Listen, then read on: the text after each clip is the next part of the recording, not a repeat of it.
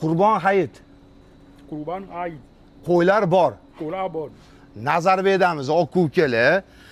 Bu ukaman mana hozir nazar berlik bo'lib ketdi bu ham.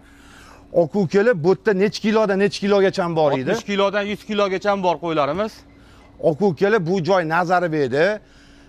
5 qayrag'och, Taqachi, Uchtepa, undan tashqari o'zimizdan yaqinligi hammaga yuborib qo'yinglar, qo'yib begona qilmanglar aka ukalar.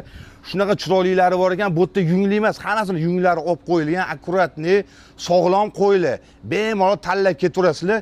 Kilosini faqat arzon qilib bering mahallalarga, yaqin insonlarga. 90 mingdan qilib beramiz, aka. Ozgina siyla bering, o'zi hamma yoq 90 ming bo'lib qopti. Kelishsa gaplashamiz, aka. Ozgina siyla bering. Sunnatiga o'tib beramiz, aka. Qassoblar nima bo'lyapti? Qassoblar 350 ming, 400 mingdan so'yib berishyapti, aka. Ular ham ozgina o'sha kuni problema bo'lib qoldi. Hamma birinchi kun so'ygisi keladi. Bu qo'lidan keladimi so'yish? Ya bu boq beryapti-yu. Mana shuni bitta qassob qilib yuborish kerak edi. Bo'ladi, aka. Mana qassoblar ham tayyor ekan aka ukalar. Bu yerda faqat qo'y emas, buqalarni ham bitta ko'rsatinglar. Buqalar ham bor ekan bu yerda aka ukalar. Yarim tonna buqalar bor. Buqalar bor. Mana o'sha buqalar olib keldi. Qop-qora.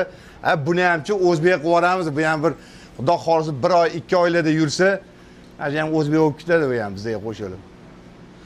Bu yerda qo'ylarni ham bitta ko'rsatib yuboramiz.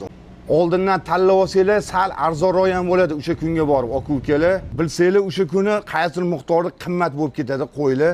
Ozgina oldindan olib, mana menga o'xshagan nomerlar taqtirib olsanglar, mana ham nomerni ko'ringlar.